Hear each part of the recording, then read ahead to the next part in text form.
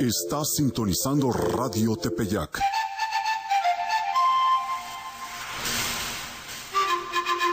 En el 93.3 de tu FM. Síguenos en línea, www.radiotepeyac.com.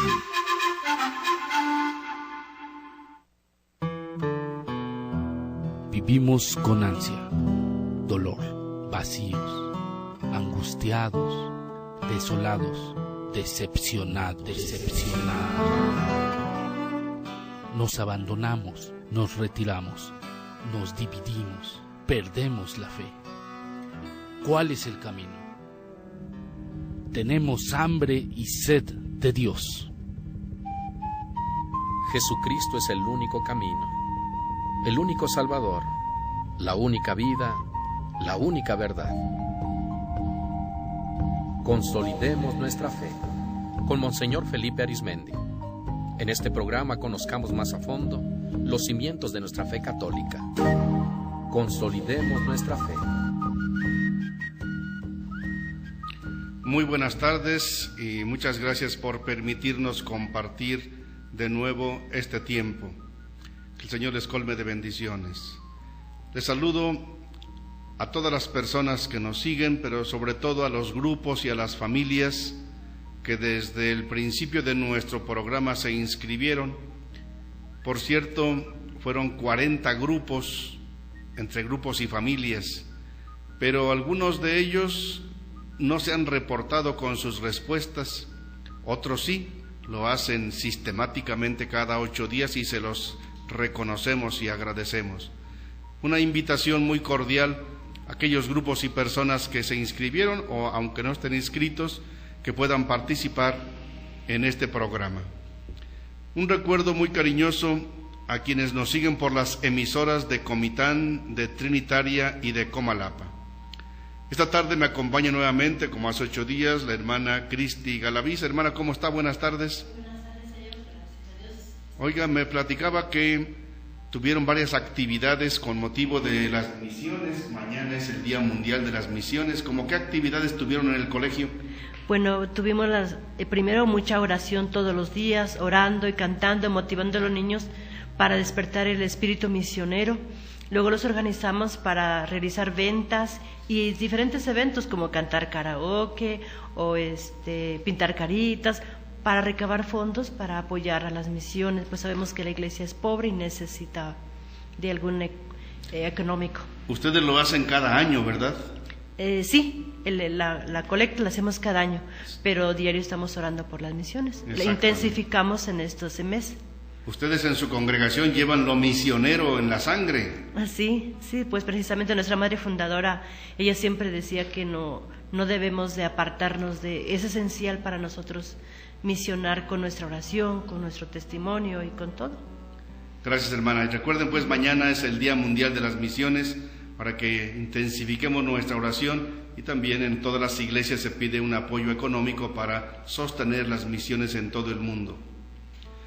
Hoy vamos a continuar nuestra reflexión sobre el tema número 7 de nuestro folleto, la institución de la Eucaristía, que está en la página 38.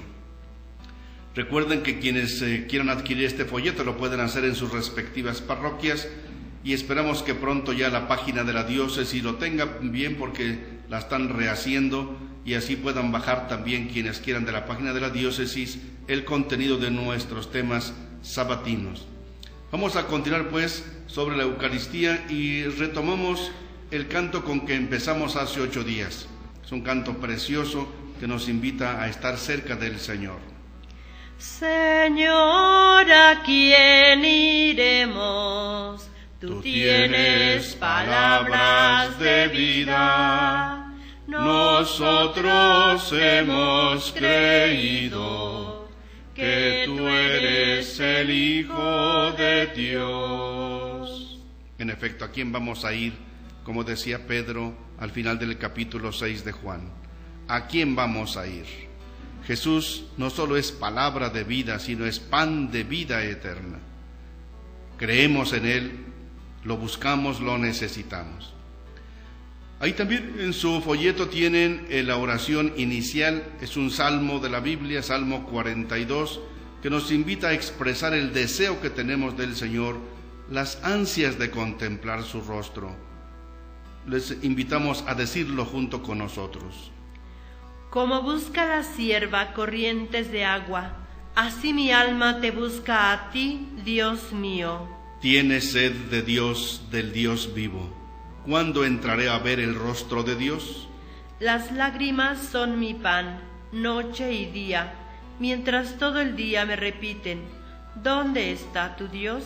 Recuerdo otros tiempos y mi alma desfallece de tristeza. Cómo marchaba la cabeza del grupo hacia la casa de Dios, entre cantos de júbilo y alabanza en el bullicio de la fiesta. ¿Por qué te acongojas, alma mía? ¿Por qué te me turbas? Espera en Dios que volverás a alabarlo. Salud de mi rostro, Dios mío. Cuando mi alma se acongoja, te recuerdo, desde el Jordán y el Hermón y el monte menor. Una cima grita a otra cima con voz de cascadas. Tus torrentes y tus olas me han arrollado. De día el Señor me hará misericordia. De noche cantaré la alabanza del Dios de mi vida. Diré a Dios, roca mía, ¿por qué me olvidas? ¿Por qué voy andando sombrío, hostigado por mi enemigo? Se me rompen los huesos por las burlas del adversario. Todo el día me preguntan, ¿dónde está tu Dios? ¿Por qué te acongojas, alma mía? ¿Por qué te me turbas? Espera en Dios, que volverás a alabarlo. Salud de mi rostro, Dios mío. Gloria al Padre, y al Hijo, y al Espíritu Santo. Como era en el principio, ahora y siempre, por los siglos de los siglos. Amén. Qué bello salmo, Salmo 42. Hace 8 días, al abordar este tema de la institución de la Eucaristía, reflexionamos como primer punto sobre la Pascua judía, porque esa Pascua, Éxodo capítulo 12, es la figura de la Pascua de Cristo, y también porque hay muchos términos y muchos símbolos de la Pascua judía que se utilizan en la Pascua cristiana y también en la Eucaristía. Hace 8 días también reflexionamos sobre el maná que Dios les concedió a los israelitas mientras iban por el desierto hacia la tierra prometida, para que fuera el alimento que les sostuviera hasta llegar a la tierra que Dios les había ofrecido. Igualmente reflexionamos sobre el pan que alimentó al profeta Elías cuando lo perseguían y lo querían matar, cómo con ese pan que comió pudo caminar hasta llegar al monte Horeb para platicar con Dios. Y hace 8 días reflexionamos sobre todo en cuanto a los textos evangélicos, ¿sí? los evangelios que nos presentan la institución de la Eucaristía que hizo Jesús. Vamos a repasar estos textos porque son claves. También vimos por qué San Juan no relata la institución de la Eucaristía, pero sí lo que le complementa, el lavatorio de los pies, y sobre todo porque ya él en el capítulo 6 lo dedicó todo al pan de la vida. Para retomar pues nuestro estudio, sobre todo tomando en cuenta aquellas personas que hace 8 días no nos pudieron seguir, volveremos a escuchar algunos párrafos de hace 8 días que están en la página 40 de su folleto. La hermana va a leer a partir del inciso B, que nos relata precisamente los textos bíblicos clásicos, fundamentales para la institución de la Eucaristía. La primera versión escrita que conservamos de las palabras dichas por Jesús al instituir la Eucaristía es la del evangelista Marcos, quien escribe: y mientras estaban comiendo, tomó pan, pronunció la bendición, lo partió y se lo dio y dijo: tomen, esto es mi cuerpo.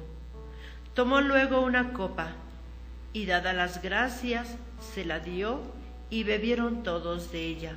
Y les dijo: esta es mi sangre de la alianza, que es derramada por muchos. Es un texto que nos da Marcos capítulo 14, versículos 22 al 24. Es un texto clave, es el primero que tenemos de los evangelios. La palabra de Jesús es muy clara, dice: tomó pan y dijo: tomen, esto que tengo en mis manos ya no es pan, es mi cuerpo. Es una palabra, repito, fundamental. Tomó pan, lo dice la Biblia, tomó pan, pronunció la bendición, lo partió y se los dio y dijo, tomen, esto es mi cuerpo. Y lo mismo en la copa con el vino, esta es mi sangre de la alianza que es derramada por muchos. Recuerden que hace 8 días veíamos como la sangre del Cordero libró a los israelitas de la muerte de los primogénitos allá en el capítulo 12 del libro del Éxodo. Pues la sangre de la nueva alianza es la sangre de Jesucristo nuestro Señor. Marcos capítulo 14, versículos 22 al 24. Veamos qué nos dice San Mateo. En forma semejante relata San Mateo: mientras estaban comiendo, tomó Jesús pan y pronunciada la bendición, lo partió, y dándoselo a sus discípulos, dijo: tomen, coman, esto es mi cuerpo. Esta es mi sangre de la alianza, que es derramada por muchos para perdón de los pecados. Lo encontramos en Mateo capítulo 26, versículos 26 al 28, y coincide totalmente. Tomó pan, hizo la bendición, lo partió, se los dio. Tomen, coman, esto es mi cuerpo.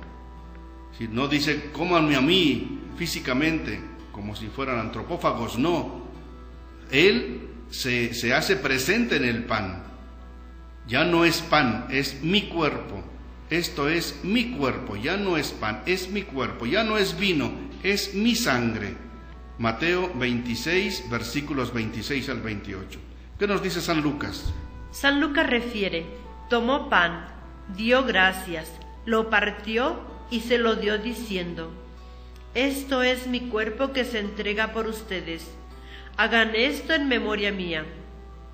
Esta copa es la nueva alianza en mi sangre que se derrama por ustedes. En Lucas capítulo 22, versículos 19 al 20, es casi una repetición calcada de lo que dicen los otros dos, Marcos y Mateo. Tomó pan, dio gracia, lo partió y se los dio diciendo: esto es mi cuerpo que se entrega por ustedes. Y hagan esto en memoria mía, es la orden que Él les da.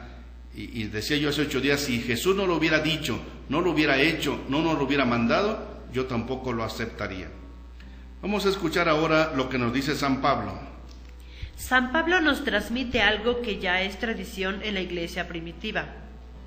Yo recibí del Señor lo que les he transmitido, que el Señor Jesús, la noche en que fue entregado, tomó pan, y después de dar gracias lo partió y dijo: esto es mi cuerpo que se entrega por ustedes. Hagan esto en memoria mía. Asimismo también el cáliz después de cenar, diciendo: esta copa es la nueva alianza en mi sangre. Cuantas veces beban de ella, háganlo en memoria mía. Pues cada vez que comen este pan y beben este cáliz, anuncian la muerte del Señor hasta que venga. Es en 1 Corintios capítulo 11, versículos 23 al 26, y San Pablo ya nos dice: yo les transmito lo que yo recibí. Así es ya una tradición, ya es una costumbre en la iglesia primitiva, y repite lo mismo que los evangelios: esto es mi cuerpo que se entrega por ustedes. Hagan esto en memoria mía. Esta es la nueva alianza en mi sangre. Y termina San Pablo diciendo: cada vez que comen de este pan y beben este cáliz, anuncian la muerte del Señor hasta que venga. Por eso en todas las misas siempre tenemos un crucifijo que preside la celebración. En todas las iglesias debe haber un Cristo, más o menos grande que se vea. En la catedral lo tenemos hasta atrás, un Cristo grandote que preside. En otras iglesias debe haber un Cristo. Se debe celebrar la misa. Hoy celebré en un salón muy grande allá de Margaritas, más de 120 confirmaciones, y obviamente fue un salón donde se pone el Cristo para que presida la Santa Misa. Dice San Pablo: anuncian la muerte del Señor hasta que venga, porque Jesús hizo esto la víspera de padecer como un signo de una nueva alianza. 1 Corintios 11, versículos 23 al 26. Y nos preguntábamos hace 8 días, bueno, el apóstol Juan, ¿por qué no habla de la institución de la Eucaristía? Lo leemos en el párrafo F de nuestro folleto que está en la página 40. El apóstol Juan, que estuvo presente en la última cena, no narra la institución de la Eucaristía. Sin embargo, nos presenta en forma muy insistente a Jesús como pan de vida, alimento que da vida eterna. Como ya los otros evangelistas habían narrado lo de la Eucaristía, Juan completa la narración con el lavatorio de los pies para dar a entender que la Eucaristía es una entrega al servicio de los demás hasta dar la vida por ellos. Una misa sin amor y servicio a los demás, en particular a los pobres, se queda muy incompleta y puede ser hasta falsa. Esa es la razón por qué Juan no narra la Eucaristía. Él escribió ya muy tardíamente, al fines del siglo I. Ya estaban los demás escritos de los apóstoles hechos. Sin embargo, repito, en todo el capítulo 6 de San Juan, sobre todo los versículos del 35 al 58, y de una forma muy clara y muy insistente y hasta repetitiva, dice las palabras de Jesús: yo soy el pan de la vida eterna. El que come de este pan tiene vida eterna. El que no come de este pan no tiene vida eterna. Por eso para nosotros es tan fundamental la Eucaristía. Pero Juan más bien completa lo que les faltó a los demás. Los demás no hablaron del lavatorio de los pies, y lo pone precisamente San Juan, que estuvo ahí testigo ocular, para dar a entender que toda Eucaristía debe completarse siempre y traducirse en obras de servicio a los demás. Desde en la familia, en la casa, en la calle, en todas partes, la preocupación por los demás y por los pobres es esencial a la Eucaristía. Bueno, hasta aquí lo que habíamos reflexionado hace 8 días, lo hemos repetido en atención a aquellos que hace 8 días no nos siguieron, y los que lo hicieron, pues para reafianzarlo, porque nunca está de más. Vamos ahora a continuar con nuestra reflexión para que veamos cómo vivía la primera comunidad cristiana la Eucaristía. Esto lo vamos a ver en la Biblia con toda claridad. Lo ven en su folleto en el inciso G, que está en la página 40. Los primeros cristianos se reunían para la fracción del pan. Es el primer nombre de la misa, de la Eucaristía, porque la fracción del pan es el signo que usó Jesús al instituir este sacramento, y por ese signo lo reconocieron los discípulos de Emaús. Lucas 24, del 30 al 31 y el 35. Entonces, lo que leyó la hermana es una forma muy reducida de ver lo que hacían los primeros cristianos. Vean Hechos de los Apóstoles, capítulo 2, versículo 42. Hechos de los Apóstoles 2:42, que nos da una descripción muy sintética de en qué consistía la vida de las primeras comunidades cristianas. Es un texto preciosísimo porque de una forma, repito, muy resumida, nos dice lo fundamental. Y vamos a ver cómo le da ahí el nombre a la Eucaristía, a la misa, la fracción del pan. Y ahorita lo vamos a explicar. Se mantenían constante en la enseñanza de los apóstoles, en la comunión, en la fracción del pan y en las oraciones. Vean 4 aspectos que resalta San Lucas, que es el que escribió Hechos de los Apóstoles. Dice 2:42 de Hechos: los que habían sido bautizados se dedicaban con perseverancia a escuchar la enseñanza de los apóstoles, primer elemento. Segundo, vivían la comunión. Aquí no se refiere a la comunión con la Santa Hostia, no, es la común unión, así vivían la fraternidad. Tercero, participaban en la fracción del pan. Cuarto, participaban en las oraciones. Vean los 4 elementos. Entonces, primero, la palabra de Dios. Segundo, la fraternidad. Tercero, la fracción del pan. Cuarto, las oraciones. ¿Qué significa esta fracción del pan? Si ustedes recuerdan, ¿qué decían tanto Marcos, Mateo, Lucas y después San Pablo?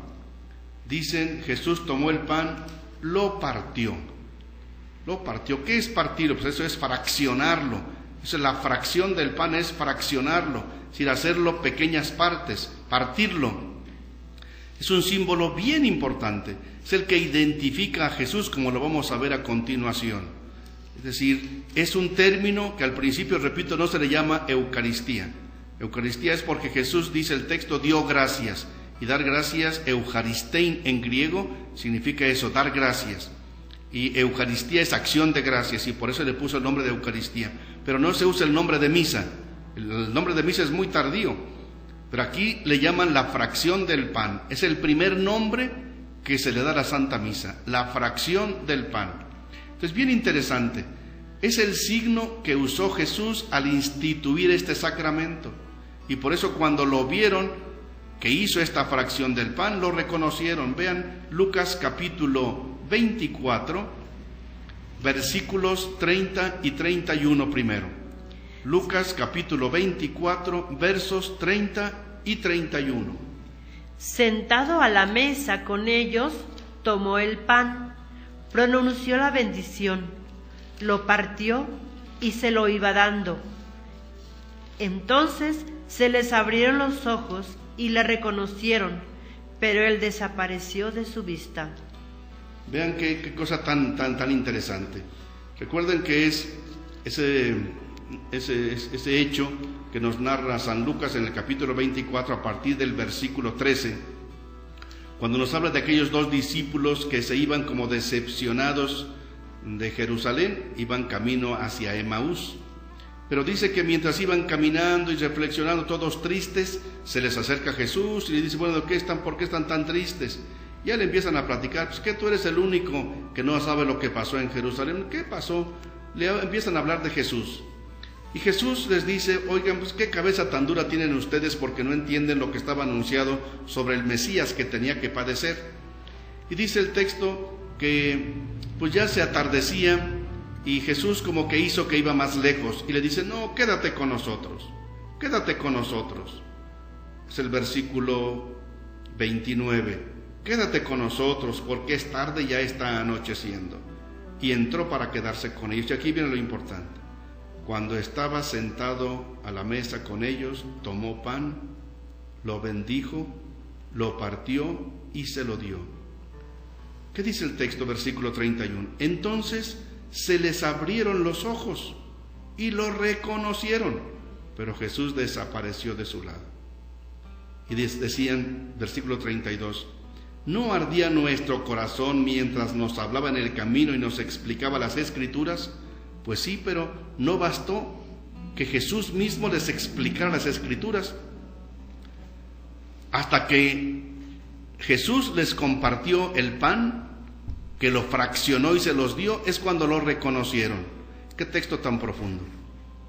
Si basta la Escritura es preciosa, enardece nuestro corazón, pero no basta.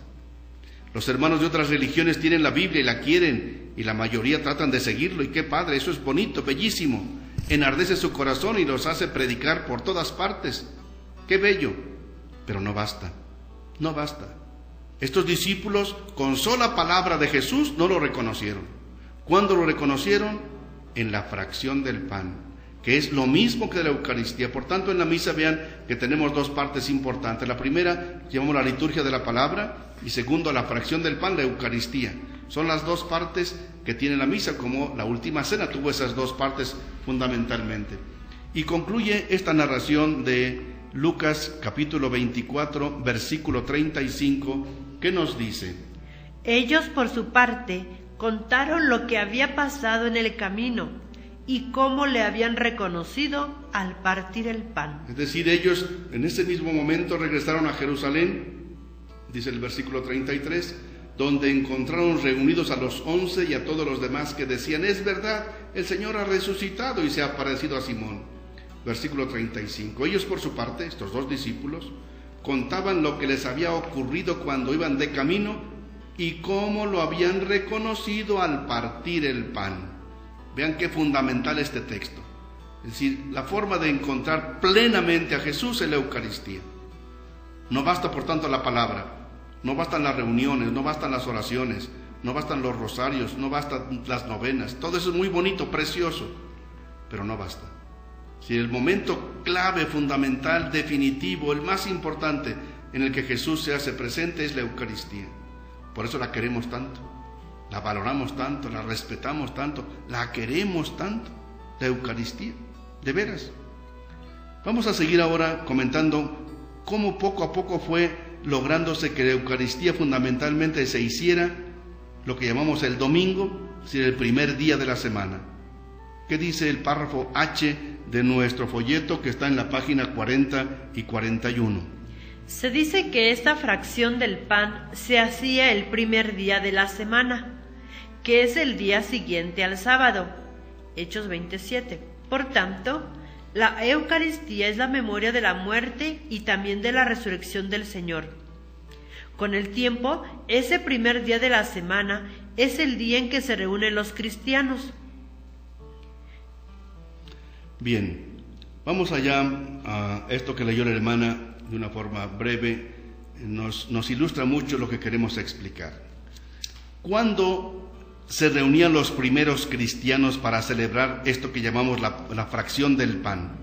Veamos Libro de los Hechos de los Apóstoles, capítulo 20, versículo 7. Si ustedes lo tienen ahí en el folleto, ahí se los indica, tienen la Biblia, vean la Biblia, capítulo 20 de Hechos, versículo 7, que es un texto preciosísimo. ¿Qué dice? El primer día de la semana, estando nosotros reunidos para la fracción del pan, Pablo, que debía marchar al día siguiente, disertaba ante ellos y alargó la charla hasta la medianoche. Es un texto preciosísimo. Dice, el primer día de la semana. Algunas traducciones le ponen ya domingo.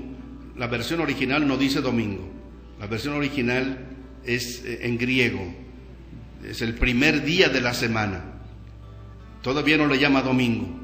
Lo veremos cuando ya se llama domingo en la Biblia, pero aquí todavía no se le llama domingo, aunque unas Biblias en castellano así lo digan, pero no es así exactamente.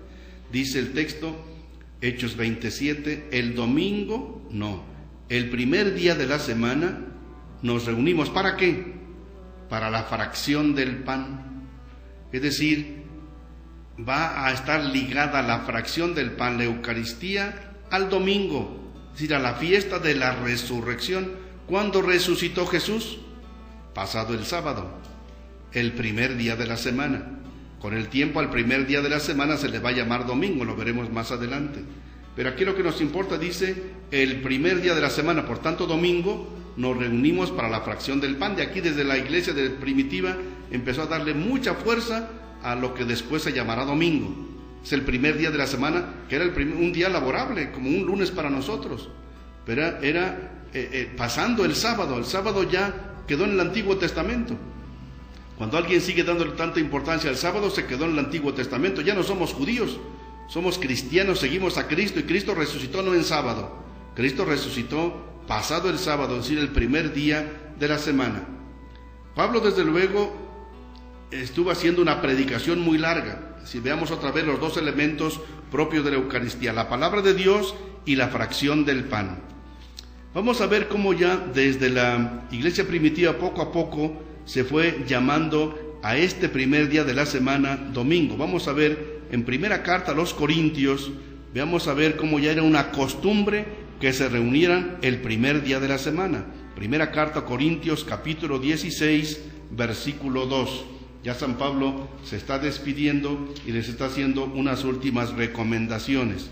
Primera Corintios, capítulo 16, versículo 2. Los primeros días de la semana, cada uno de ustedes deposite lo que haya podido ahorrar, de modo que no se hagan las colectas precisamente cuando llegue yo. San Pablo está recomendando, promoviendo una colecta en favor de los fieles de Jerusalén, que estaban bastante pobres. Pero les dice, ¿cuándo lo hagan? ¿Cuándo hagan su colecta? Y así les dice, 1 Corintios 16, 2, que el primer día de la semana, o los primeros días de la semana, lo pone en plural, los primeros días de la semana, es decir, que con el tiempo se le llamará domingo, dice, aporte cada uno lo que haya podido ahorrar y no esperen hasta que yo llegue para hacer las colectas. Es decir, vean cómo ya en ese tiempo de San Pablo se empiezan a reunir, no los sábados, van cambiando, sino los domingos. Sobre este tema vamos a abundar mucho más adelante en unas 4 o 5 sesiones que nos faltan sobre este tema. Entonces es bien interesante. Ahora, repito que aunque algunas Biblias traducen por domingo, el texto original no dice domingo, sino primer día de la semana. Pero el único lugar en la Biblia donde a este día se le llama domingo es en Apocalipsis, capítulo 1, versículo 10. Apocalipsis capítulo 1, versículo 10. Caí en éxtasis el día del Señor y oí detrás de mí una voz, una gran voz como de trompeta que me decía. Entonces, Apocalipsis capítulo 1, versículo 10. Dice, caí en éxtasis un domingo, un día del Señor. Ciertamente en griego, pues es obvio, no dice domingo, domingo es en español. Pero ¿cómo dice en griego? Perdonen que lo diga yo, pero así lo dice. Dice, en te Kyriake emera. Así lo dice. En te Kyriake emera. Emera es día. La hemeroteca es donde están todos los diarios. Kyriake es del Señor. Kyrios es Señor. En te, en el día del Señor. Entonces en griego es en te Kyriake emera. De ahí pasó a latín. En latín se dice eso mismo del griego. In die dominica, día del Señor, porque dominus en latín es Señor, dominus, dies dominica, día del Señor. Bueno, de dies dominica pasó a los diferentes idiomas que venimos del griego y del latín. En español, domingo es el día del Señor. En francés, dimanche es igual, el día del Señor. Entonces los idiomas que venimos del latín igual dan el mismo significado. En cambio, idiomas que no vienen del latín y del griego, sino de otras culturas, por ejemplo, el inglés no dice día del Señor, dice más bien, como se dice domingo en inglés, el día del sol, el día del sol, pues así se dice domingo. Lo mismo en alemán es el día del sol, porque sus culturas giraban en torno al sol. Con el tiempo el sol va a ser Cristo, obviamente, pero el texto griego donde el único lugar que se le llama a este primer día de la semana domingo es en Apocalipsis capítulo 1, versículo 10. Bien, vamos ahora a un trabajo de grupos, porque ya estuvo bien de lo que estamos platicando nosotros. Vamos ahora que todos platiquemos, porque todos necesitamos nuestra palabra. Tenemos 2 preguntas para la participación de los grupos. Primera, ¿qué podemos hacer para que más personas participen todos los domingos en la misa? Y si es posible, también entre semana. Entonces apunten lo fundamental. La pregunta es larga, pero lo fundamental es ¿qué hacer para que más personas participen todos los domingos en la misa? Y si se puede entre semana, porque lo fundamental es los domingos por esta relación con la resurrección de Jesucristo, Cristo presente en su pueblo, en su asamblea. Segunda pregunta, ¿cada cuándo visitas a Jesús en el sagrario para estar con Él? ¿Y para qué te sirven esas visitas al Santísimo? Es una pregunta doble. Primero, ¿cada cuándo visitas a Jesús en el sagrario? Porque si decimos que Él está vivo y verdadero en el sagrario, obviamente, ni modo que esté ahí, ¿de qué? Pues nada más esperándonos, no hay que visitarlo, hay que ir a platicar con Él, hay que estar con Él, hay que hablar con Él como de amigo a amigo y como el Señor y el Salvador que es. Él está vivo ahí. La lamparita roja que se enciende en torno al sagrario indica que ahí está la luz de la vida, el calor de la vida, el sol de la vida, que ahí está Jesús vivo. Entonces la pregunta, ¿cada cuándo visitas a Jesús en el sagrario para estar con Él, para platicar con Él? ¿Y para qué te sirven esas visitas al Santísimo Sacramento? Así le llamamos el Santísimo Sacramento en el sagrario. Recuerden, manden sus respuestas en mensaje de texto al celular 967-101-2955, 101-2955, o al correo electrónico radiotepeyac@live.com.mx. Si no tienen forma de enviar mensaje de texto por celular, pueden hablar al teléfono de la cabina. Aquí está Tere recibiendo sus mensajes en el mismo teléfono, 967, la clave, 101-2955. También pueden mandar su opinión al chat de la Radio Tepeyac, www.radiotepeyac.com. Sus comentarios y respuestas son muy importantes porque todos nos ayudamos a consolidar nuestra fe. Vamos a trabajar, pues.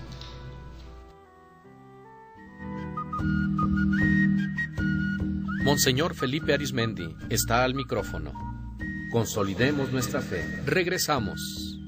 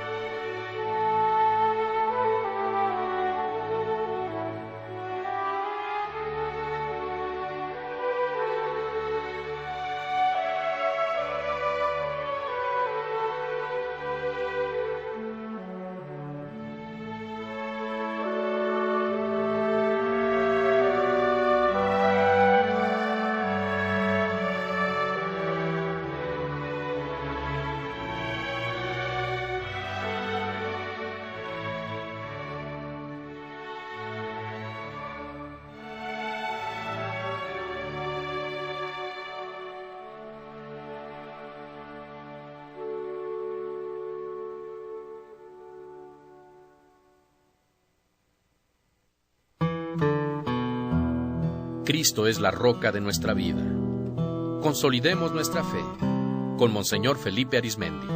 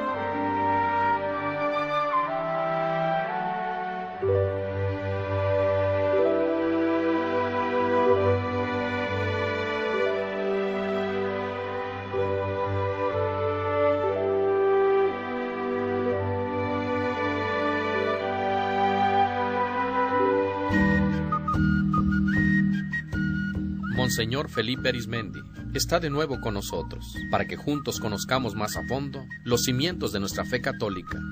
Consolidemos nuestra fe. Muchas gracias por sus respuestas que ya nos están llegando. Vamos a irlas leyendo y comentando. Hay una primera que no dice quién la envía, pero textualmente dice así. Depende de las comunidades donde hay misas, como es en las parroquias. En mi pueblo apenas los jueves, cuando está el cura, y si no, solo la celebración. Es verdad, es decir, no hay sacerdotes en las comunidades para celebrar todos los días.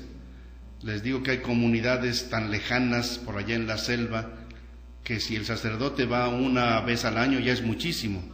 Hemos tenido lugares donde cada 3 o 4 años va el sacerdote porque hay muchísimas comunidades. Recuerdo una comunidad muy lejana que le decían al sacerdote, siquiera una vez al año venga a darnos misa. Y el padre decía, no es porque no quiera, sino hay otras muchas comunidades que lo están deseando.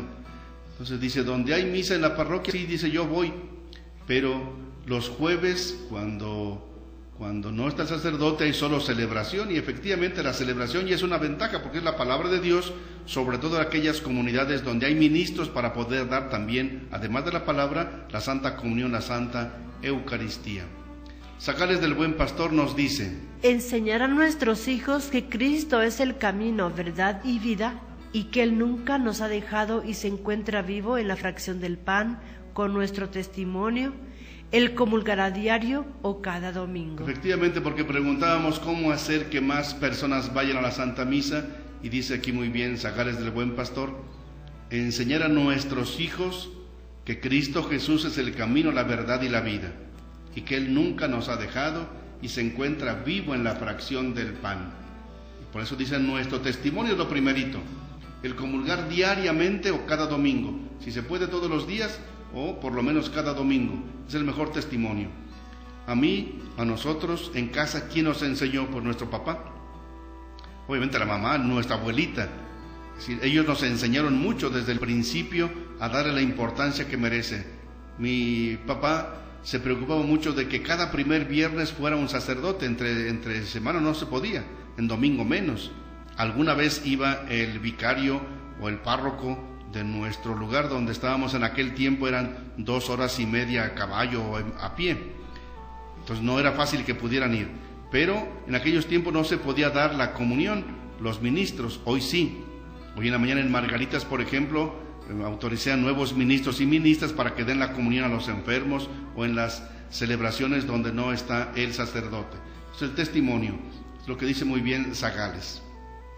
Otra persona nos dice, lo hago las veces que me sea posible, y cuando paso frente de las iglesias, si está abierto, paso a visitar al Señor que está realmente presente en el sagrario. Qué bonito, porque preguntamos, ¿cada cuándo vas a visitar al Santísimo? Y dice, las veces que me sea posible.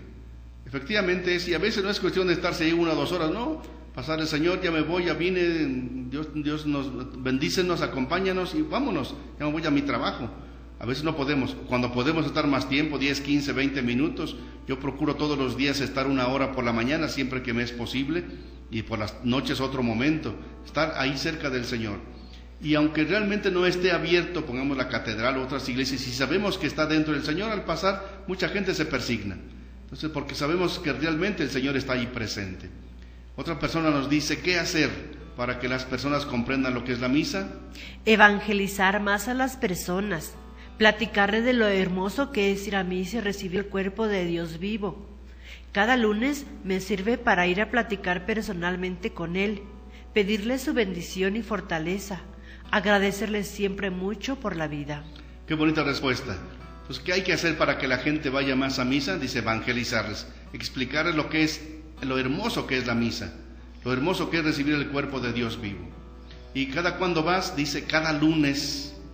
Y me sirve para ir a platicar personalmente con Él, pedirle su bendición y fortaleza y agradecerle siempre mucho por la vida. Por tanto, no se trata solamente de ir a pedir bendiciones, sino también a dar gracias. Gracias por esa preciosísima respuesta. Otra persona nos dice, tristemente hay parroquias que no celebran misas entre semana. Me dio mucha tristeza la vez pasada en una parroquia que pasé a misa con apenas 4 personas. En la misa se ve que hay mucha gente, no le interesa participar en la misa entre semana. Sí, es triste. Efectivamente, primero que a veces no se celebran misa entre semana en todas partes, repito, en todas las iglesias. En las parroquias aquí de la ciudad, sí, en todas se celebra entre semana, en todas. En la catedral, tanto en la mañana tempranito como en la noche, siempre hay 2 misas por lo menos. Y en otras iglesias por lo consiguiente, pero no en todas las iglesias. En algunas les toca cada 8 días, en algunas los domingos, en otras ni en los domingos. Entonces depende de lo siguiente, que había solamente 4 personas, pues en alguna ocasión con una persona basta, porque la misa sirve de todas maneras para todos. Aunque sea 1 o 2 personas, la misa sirve para todo el mundo, se aplica por toda la humanidad, no solamente por quienes están ahí, y ciertamente algunas gentes por su trabajo, su quehacer. Si algunos no pueden temprano, pues que vayan en la tarde o en la noche. Se ha procurado que aquí en la ciudad, en la iglesia del Carmen, todos los días haya misa a las 12 para las personas que no pueden ir ni temprano ni por la tarde. Otra persona nos dice, nuestra gran tarea es evangelizar a las personas que están alejadas de Dios y dar testimonio de vida. Nuestra gran tarea es evangelizar, no solamente del obispo, de los sacerdotes y las religiosas, nuestra, evangelizar a quienes están alejados de Dios y darles testimonio de vida. No nos avergoncemos. Jesús dice en el evangelio que tocó para este sábado que si alguien se avergüenza de Jesús, Jesús se avergonzará de él ante el Padre Celestial. Ojalá que todos seamos conscientes de nuestra responsabilidad de evangelizar. Zagales de Buen Pastor nos comentan, visitar al Santísimo es darle gracias y nuevas gracias por todo lo que hace con nosotros, en lo visible, pedir perdón, platicar como con un amigo fiel, porque gracias a la espina clavada en mi corazón me hace más fuerte. Todos llevamos espinas en la vida, pero con Jesús nos hacemos más fuertes.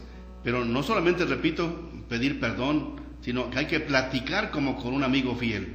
Platicar como con un amigo fiel. Ir y platicar lo que sientes, lo que piensas, lo que deseas, lo que te ha pasado. Además de darle gracias y pedirle. Nuestra Señora de Belén nos comentan: invitar a más personas y dar ejemplo de asistir en fervor con que participo en la misa sin masticar chicle. Bueno, ya dieron aquí una cosa interesante del grupo Nuestra Señora de Belén, que dice, pues invitar a las personas, pero también participar con fervor, sin estar mascando chicle. El chicle hay que dejarlo para antes o después de la misa. Tampoco que se lo quiten allí en la misa y lo peguen debajo de las bancas. No, hay que darle mucho respeto a la Eucaristía. Alguien más que se llama Juan dice, ¿puedo contactarlo? Necesito hablar con usted. Aquí da su número telefónico. Yo le digo que todos los domingos, al acabar la misa de las 12 o de las 7, ahí estamos pendientes. Con todo gusto lo atenderemos a Juan. Nuestra Señora de Belén nos comenta: en nuestro grupo, la mayoría, a veces 2 veces por semana y otros días nos sirve para adorarlo, darle gracias por los favores recibidos y por las necesidades. Qué bueno que los que participan en el grupo de Nuestra Señora de Belén dice que la mayoría van 2 veces por semana a visitar a Jesús en la Eucaristía u otros días. ¿Y para qué les sirve? Para adorar al Señor, darle gracias por los favores recibidos y presentarle las diferentes necesidades. Felicidades y adelante con esta bonita práctica. El grupo de María Inés dice, de la Candelaria, dice: la visita del Santísimo nos sirve para ir a platicar con Él de nuestros problemas y darle gracias por todo lo que nos da. Eso es, ir a platicar con Él. Tú vas a platicar con tus amigas, con tus amigos. ¿Y de qué platica? Pues de todo lo que es la vida. Cuando vayas con Jesús, estar con Él. Jesús no quiere que llevemos discursos muy hechos, ni que a fuerzas llevemos muchos libros, no. Platicar lo que está en tu corazón, platícale. Él te escucha, Él te ve, Él te quiere, Él te ama. Claro, no te habla con palabras que te llegan al oído, pero que sí le llegan a uno al corazón. Felicidades al grupo de María Inés de la Candelaria. El grupo Camino de Luz nos comenta que vean la película del Gran Milagro, ayudaría a comprender muchas cosas. Sí, a mí ya me la presentaron, la he visto en parte solamente, no completa, pero dicen que es muy bonita y ojalá que la puedan ver, la película El Gran Milagro. Una manera de hacer que participen en misa es dar a conocer, entender y tomar conciencia de que Jesús está allí presente, está vivo. Soy Milagro Sandoval de Venezuela y Víctor Mallinas de Chiapas. Perfecto, un saludo cariñoso a Venezuela, a doña Milagro Sandoval, que nuevamente se contacta con nosotros. Efectivamente, la manera de hacer que otras gentes participan es que nosotros demos a conocer y entender que Jesús está ahí vivo presente. Miren, cuando uno comprende que es Jesús quien está vivo, entonces las cosas cambian. No es una imagen, no es una fotografía, es Jesús vivo y verdadero que está ahí con nosotros. A mí a veces me da preocupación cuando algunas gentes entran mucho a las iglesias y van con todas las imágenes y a Jesús ni caso le hacen. Pues hay que instruirles, hay que hablarles, no despreciar las imágenes nunca, pero sí que quien no es imagen, sino es Jesús vivo, es el que está en el sagrario. Gracias, doña Milagro Sandoval de Venezuela.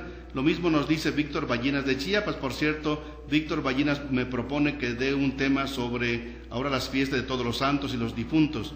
Eso trataré de mañana decir una palabra en el programa de las 8:30 de la mañana, porque ahorita estamos concretándonos fundamentalmente en la Eucaristía, pero una palabra para Víctor Ballinas y los demás es de que por los difuntos lo que mejor se puede hacer es celebrar la misa por ellos. Así, participar en una misa por ellos. No tanto que se pague la misa, no, eso es secundario, porque no se paga la misa no se paga.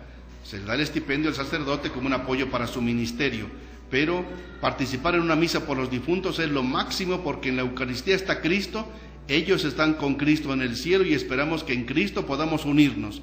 Cristo nos hace estar en común unión, la comunión con los fieles.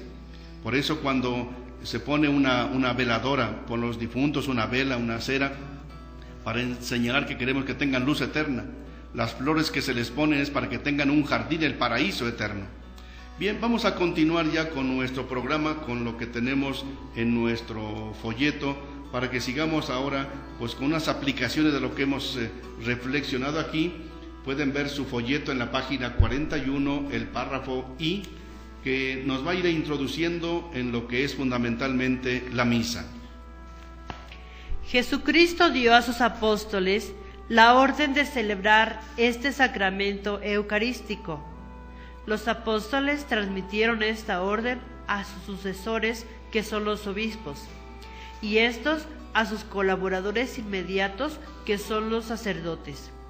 Por tanto, cuando el sacerdote celebra la misa, Jesús está presente, tanto en su palabra que se proclama, como en su memorial redentor por los signos del pan y del vino.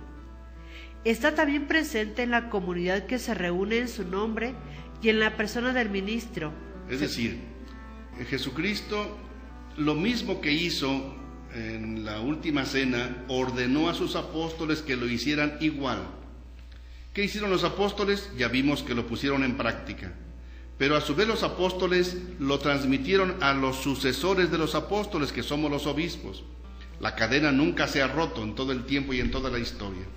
Y los obispos transmiten esta facultad de celebrar la Eucaristía a sus colaboradores inmediatos, que son los sacerdotes. No se da a las religiosas, ni a los diáconos, ni a los catequistas que puedan celebrar la misa, que puedan distribuir la comunión, sí, eso sí, pero celebrar la misa solamente los obispos, que lo confieren también, lo transmiten, lo comparten con los sacerdotes. Entonces, en la misa, ¿qué hacemos nosotros? Pues en la misa renovamos lo que Jesús hizo. Jesús está presente, y el Concilio Vaticano II, con su Constitución sobre la Liturgia número 7, dice que la presencia de Jesús es en 4 momentos o situaciones. Dice, Jesús está presente en su palabra.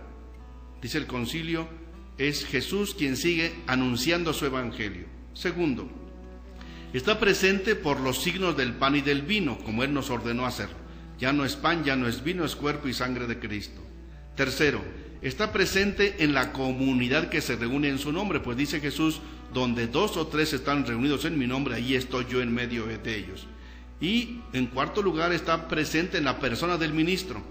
Aunque el ministro seamos indignos, seamos tan pecadores más que cualquiera, pero ahí ya no es el sacerdote ni el obispo quien por su propia virtud o fuerza hace presente a Jesús. Es Jesús quien quiso Él quedarse de esta manera. ¿Sí? Les dijo, hagan esto que yo he hecho, y los apóstoles así lo hacían, aunque los apóstoles también tenían sus fallas, y todos tenemos nuestras fallas, pero cuando tú vayas a misa, no depende la misa, la presencia de Jesús, de la santidad del sacerdote. Jesús está presente independientemente de la santidad del sacerdote. Obviamente, nosotros deberemos ser cada día más santos y tratar con sumo respeto y veneración la Eucaristía, pero aunque el sacerdote estuviera distraído, aunque estuviera medio sucio, aunque no fuera tan santo, aunque uno conociera que tiene sus fallas, cuando consagra, consagra. Es Jesús quien está vivo y verdadero. Aunque el sacerdote estuviera en malas condiciones o ya ancianito y a veces repita mucho y no se le entiende, es Jesús quien se hace presente. Entonces tú no vas a la misa por el sacerdote, ni por el obispo, ni siquiera por el papa. Vamos por Jesucristo. Lo necesitamos a Él, lo buscamos a Él, tenemos hambre y sed de Él. Hambre y sed de Él. La misa de los domingos en ese sentido no es una carga, no es una obligación, no es un peso, no es una tradición. Es una gracia, una bendición, un tesoro, una fuente de vida. Ojalá que participáramos mucho más en la misa con esta devoción que el Señor nos concede. Digamos una palabra más sobre la Eucaristía, como la tenemos en el párrafo J de nuestro folleto en la página 41. La misa tiene 2 partes principales, siguiendo el ejemplo de Jesús y de los apóstoles: liturgia de la palabra y liturgia de la Eucaristía. Jesús, antes de partir el pan y dar a beber del cáliz, habló largamente con sus discípulos, y lo mismo hacían los primeros cristianos en Hechos 2:42 y 27. Las otras partes de la misa son los ritos introductorios, desde la entrada hasta la oración colecta, y los ritos conclusivos con la bendición final y la despedida de la asamblea. Como ya decía, en la Biblia no está la palabra misa. No, es la palabra misa no está. Surgió después cuando les dice ite missa est, es decir, vayan y pongan en práctica, sean unos enviados, pongan en práctica lo que aquí han celebrado. Pero la misa en ese sentido tiene su origen en la Biblia, no es antojo de un obispo, de un papa, no, es lo que Jesús hizo. ¿Qué hizo Jesús y qué hacían los apóstoles? Ya lo hemos dicho, dos partes fundamentales, la palabra y la fracción del pan. La palabra y la fracción del pan. Por tanto, la primera parte fundamental es la liturgia de la palabra, que tenemos los domingos 3 lecturas, un salmo, una aclamación, luego la explicación en la homilía y la profesión de fe como respuesta a esa palabra, y que concluye con la oración de los fieles. Pero la liturgia de la palabra es primera lectura, salmo, segunda lectura los domingos, aleluya u otra aclamación, evangelio, homilía, credo los domingos y fiestas, y después la oración de los fieles. Es la liturgia de la palabra. Después viene la otra parte, la más fundamental, que es la fracción del pan. Y esta fracción del pan es lo mismo que Jesús hizo y dijo, primero se prepara, que es el ofertorio. Se prepara el pan, el vino y todas las cosas que están ahí, se inciensan, se lavan las manos el sacerdote en señal de purificación con la que hay que acercarse a la Eucaristía. Después viene la parte central de la consagración, en que el sacerdote pues le presta su voz, su palabra, su corazón, su ser a Jesucristo para que Él diga, esto es mi cuerpo, mi sangre. No es cuerpo y sangre del sacerdote o del obispo, del papa, es la de Jesús, pero es Jesús quien se hace presente por la voz, por el medio, por las manos del sacerdote o del obispo, del papa. Pero repito, aquí lo importante no es ni el obispo, ni el papa, ni el sacerdote, lo importante es la presencia de Jesús en la Eucaristía. Y después viene la comunión, así la participación. Jesús dice, tomen y coman. Pero tomen y coman no significa vengan y tomen con la mano en el sentido de que cada quien en un canastito, no, deben recibirlo, dice Jesús, lo partió y se los dio. Hay que recibirlo de parte del ministro, del Santísimo Sacramento. Se puede recibir en la mano, sí, pero que te lo entreguen, no que tú vayas como en un supermercado a que tomes de aquí, tomes de allá. Es bien importante esa parte. Entonces, la fracción del pan tiene 3 momentos, que son el ofertorio, la consagración y después la comunión.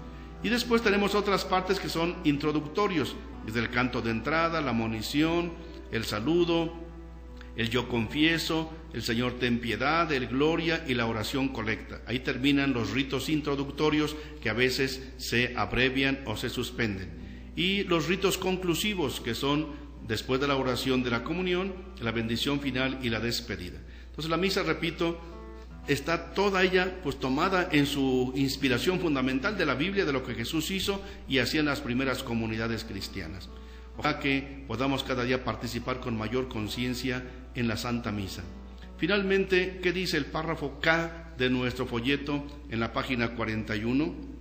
Solo el sacerdote puede celebrar la misa, pues solo él ha recibido el sacramento del orden, por lo cual se configura con Cristo, cabeza de la Iglesia, para el servicio del pueblo de Dios. Muy bien, es decir, ¿quién puede celebrar la misa? Ni un diácono, ni una religiosa, ni un ministro de la Eucaristía. Ellos pueden solamente distribuir la Eucaristía, que ya fue consagrada por un sacerdote o por el obispo. ¿Por qué? Porque ¿a quién le dio Jesús estas facultades? A los apóstoles. Los apóstoles, ¿a quienes la compartieron? Obviamente a sus sucesores, que son los obispos. Y los obispos desde el principio lo comparten con los presbíteros, que son sus inmediatos colaboradores. Hay que pedir a Dios que haya más sacerdotes. Y pedir a Dios que los sacerdotes, los obispos, celebremos con dignidad, con respeto, con veneración la Santa Eucaristía. Vamos a pasar ahora a otro trabajo de grupos con una pregunta y otra sugerencia. Primera pregunta: ¿por qué es más importante la Santa Misa que otras devociones? ¿Qué otras devociones? Pues por ejemplo el sagrario, las novenas y todas otras que a veces se celebran en los templos. ¿Por qué es más importante la Santa Misa, por ejemplo, por los difuntos? Primera pregunta. Y segundo, ¿qué dudas quedan sobre la institución de la Eucaristía y la Misa? Si ustedes tienen dudas, aquí sí, sobre este tema, pueden mandarlas y trataremos de responder. Entonces, primera pregunta, ¿por qué es más importante la Santa Misa que otras devociones? Y segundo, ¿qué dudas quedan sobre la institución de la Eucaristía y de la Misa? Recuerden, manden sus respuestas en mensaje de texto al celular 967-101-2955 o al correo electrónico radiotepeyac@live.com.mx. También pueden mandar sus respuestas al chat de www.radiotepeyac.com. Trabajemos pues un rato en los grupos o en las familias.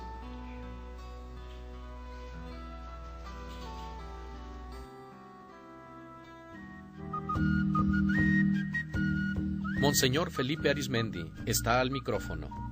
Consolidemos nuestra fe. Regresamos.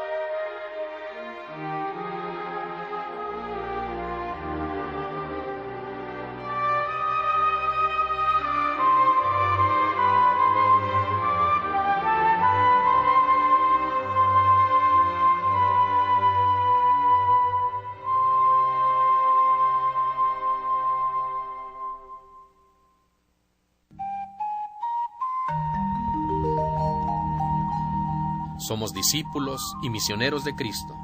Consolidemos nuestra fe. Con Monseñor Felipe Arizmendi.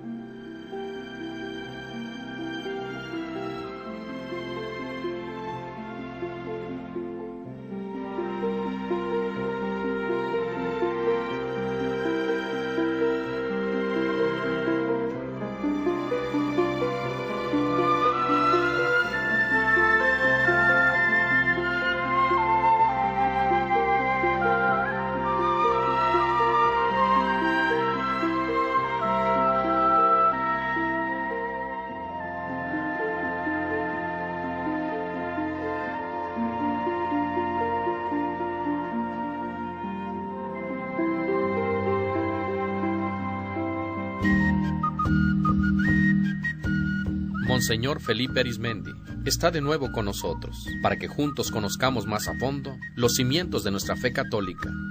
Consolidemos nuestra fe. Muchas gracias por las respuestas que nos están llegando, algunas aunque sean todavía de las primeras preguntas, pero siguen valiendo. Como la que nos está comentando esta personita, dice: cada que pasamos por un templo y sentimos esa presencia de nuestro gran amigo y platicamos con él. Efectivamente hay que platicar con Jesús, es nuestro gran amigo, el gran amigo. Otro dice: la Santa Misa es lo más importante porque allí está Jesús en cuerpo y sangre.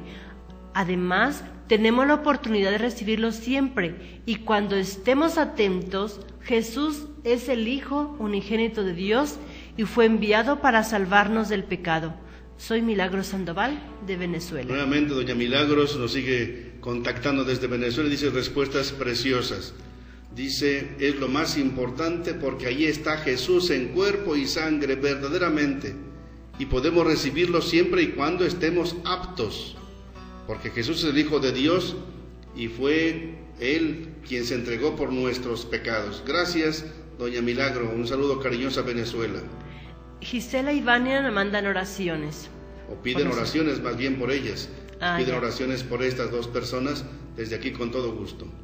Porque la Santa Misa se está en comunión directa con Cristo y se recibe su cuerpo y sangre en la Sagrada Comunión. ¿Qué más importante puede ser que Jesucristo? ¿Qué más importante que recibir su cuerpo y su sangre? ¿Acaso hay algo más importante que eso? Por eso ojalá que valoremos mucho la misa, que cuando hay reuniones de catequistas o de otras cosas, ojalá que programemos la Santa Misa en nuestras asambleas, en nuestros retiros, que no nos falte la misa, que es la presencia segura y viva de Jesús. El señor Víctor Ballenas nos dice: la misa es la celebración de Jesús resucitado y se recibe a Jesús. En efecto, es Jesús resucitado vivo está vivo ahí presente, lo recibimos a Él, no es un recuerdo, no es una memoria, no es una evocación, no es un teatro, es recibirlo a Él vivo. Y Víctor tiene también unas preguntas. Sobre la Santa Misa dice, ¿es permitido que cuando se canta Gloria se sienten todos? No, es un himno de acción de gracia y de alabanza. Entonces la liturgia lo pide que sea de pie, no sé por qué se sienten. Dice también, si uno tiene necesidad de recibir la comunión y no se ha confesado, ¿está permitido? Si no tiene conciencia de pecado grave, sí puede comulgar. Si ha cometido una falta grave, por ejemplo, una ofensa grave a otra persona, ha robado grandes cosas, se ha emborrachado, alguna infidelidad matrimonial, algún odio o resentimiento, es pecado grave, hay que confesarse antes. Pero si son pecados relativamente pequeños, se pide perdón a Dios y se puede comulgar. Otra persona más nos dice, porque se actualiza lo que Jesús hizo en la última cena, se hace presente a Jesús vivo en la Santa Misa. Es un gran milagro y maravilloso que tenemos como católicos, que las otras sectas no tienen. Bueno, nosotros no somos sectas, no diga otras sectas, las sectas en general, nosotros no somos sectas. Entonces es un regalo que efectivamente ellos no tienen. Cuando alguien católico se hace protestante, pues pierde muchas cosas. Cuando un protestante se hace católico no pierde nada de lo que ya tiene. Y aquí lo acentúa mucho más, lo profundiza, lo complementa mucho más. Zagales del Buen Pastor nos comenta, Cristo es el camino, verdad y vida. No deja dudas sobre su palabra. Así es, su palabra es clarísima. No hay que tener dudas de lo que Él nos dijo y nos ordenó hacer. Dice alguien más, dice, las otras devociones también nos ayudan a encontrarnos con Jesús vivo en la Santa Misa. Bueno, nos ayudan. Yo no digo que estén despreciando el rosario, nos ayuda para centrarnos en los misterios de Jesucristo que comparte la Santísima Virgen, pero nada se puede comparar con la Santa Misa. Dice el grupo de Nuestra Señora de Belén, es el sacramento por excelencia, donde está Cristo vivo y glorioso, como está en el cielo, donde podemos hablar como con un amigo y hermano. Perfectamente, una magnífica respuesta. Adelante. Alguien más nos comenta, ¿por qué es el mismo sacrificio de Cristo en la cruz que se ofrece por todos? El grupo Camino de Luz. Qué bueno que Camino de Luz ya nos está respondiendo, ya varios sábados no había respondido. Efectivamente, es el mismo sacrificio de Cristo en la cruz y de Cristo en la cruz y Cristo resucitado. Otro grupo más por ahí nos comenta, es tan importante, tiene tanto valor porque Jesús se presenta a la hora de la consagración del cuerpo y alma. Y si supiéramos esto, valoraríamos la Santa Misa, nos lo dice el grupo de María Inés de la Candelaria. Efectivamente, si lo supiéramos y lo valoraríamos mucho más, y por eso nuestra obligación es, tanto sacerdotes como obispos y ustedes, papás, darlo a conocer a la familia y a los demás. Alguien más nos comenta, no existen dudas sobre la Eucaristía y la Misa. La Eucaristía es un sacramento instituido por Cristo y la Misa es el envío que se nos hace a vivir la fe. Efectivamente, es decir, con las palabras de la Santa Biblia que hemos leído y comentado, pues no deberían quedarnos dudas. Ahora, siempre hay dudas en la fe. Hay momentos en que dicen, bueno, ¿de veras ahí en la hostia está Jesús vivo? Pues Señor, si mi fe está fallando, auméntame la fe, pero quiero creer en ti siempre. Hay una persona que pregunta, ¿quiénes son los que deben de administrar la primera comunión? Bueno, en primer lugar, obviamente el obispo, el sacerdote, el diácono, pero si no hay alguien más, sí puede dar la primera comunión, por ejemplo en la selva donde no llega el sacerdote, no hay diáconos, si yo he autorizado a catequistas para que ellos puedan dar la primera comunión. Sin embargo, como deben confesarse antes, sí se procura que sea cuando hay sacerdote, de preferencia, pero hay casos extraordinarios donde es imposible que vaya el sacerdote. Entonces hemos autorizado para que sea la primera comunión, y en esos casos, como la Iglesia ordena, se haga lo que se llama pues una confesión espiritual, es decir, un pedirle a Dios de corazón el perdón de los pecados, y Dios escucha nuestra plegaria. El grupo de Nuestra Señora de Belén comenta, teníamos dudas porque no participamos y dábamos poca importancia, que debería ser, pero cuando comenzamos a participar y asistimos a misa y a reuniones de reflexión, como es en este programa, hemos salido de nuestras dudas. Bueno, pues Dios nos bendiga mucho, y qué bueno que tenemos ahí nuestros fans en el grupo de Nuestra Señora de Belén, como en otros grupos. Se nos está terminando el tiempo, y si hay algunas respuestas que todavía sigan llegando, con todo gusto las tomamos en cuenta, o para este o para el siguiente programa. Gracias, Señor, por este gran regalo de tu Eucaristía. Tú eres extraordinario. De veras que cómo decidiste quedarte de esa manera con nosotros. Es inimaginable lo que estás haciendo, Señor. A pesar de nuestra indignidad, de nuestras manos pecadoras, tú estás presente con nosotros. Bendito seas, te alabamos, te glorificamos, te ensalzamos, te reconocemos. Bendito seas, Señor. Danos tu Espíritu Santo para que cada día comprendamos más este extraordinario tesoro que es tu presencia viva entre nosotros. Y a ti, Virgen María, gracias por colaborar tan de cerca para que Jesús tomara carne de tu propio ser, para que así se hiciera carne de nuestra carne, sangre de nuestra sangre, para que Jesús se hiciera uno más aquí entre nosotros. ¿Cuánto te debemos a ti, Madre nuestra María?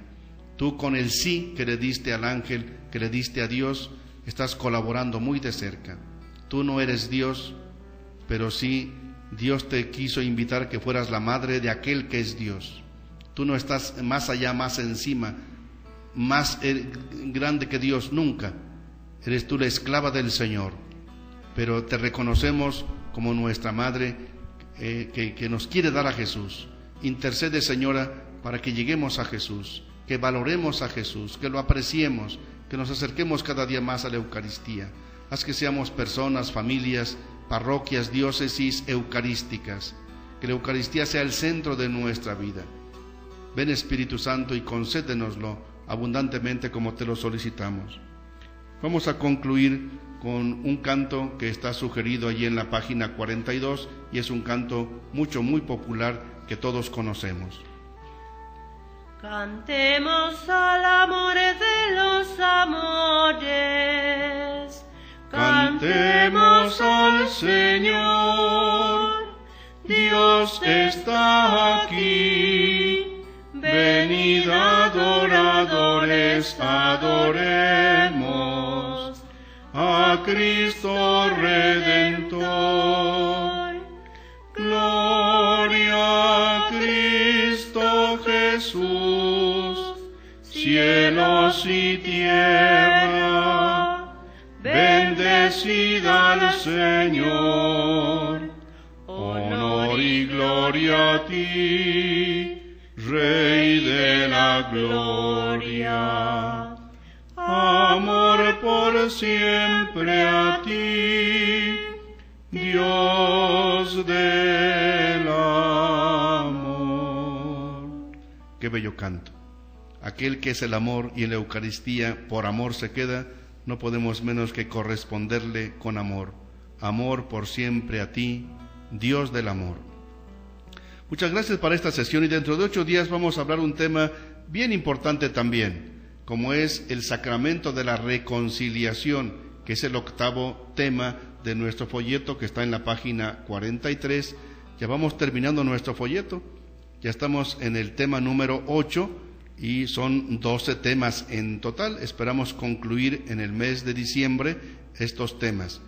Después ya haremos una pausa y después vamos a cambiar de programa para otro día, para otro momento, para este año de la fe, para que vayamos con el Papa profundizando más lo que significa el credo.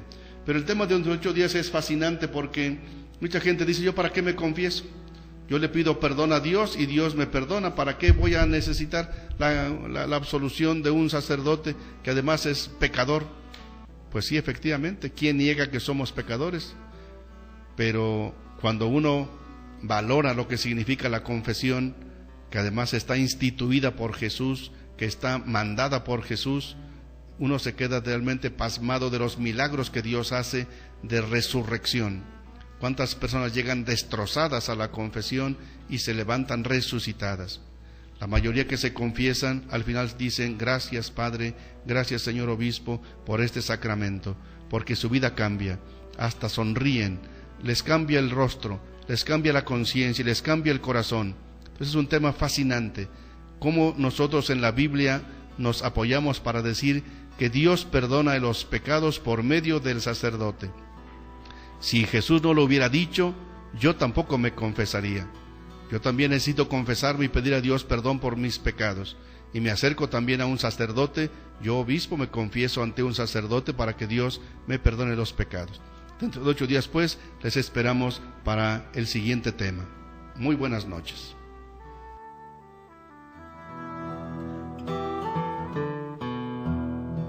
Hemos caminado juntos para redescubrir los cimientos de nuestra fe.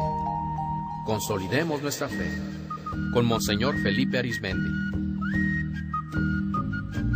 Te esperamos el próximo sábado a partir de las 6 de la tarde por esta frecuencia.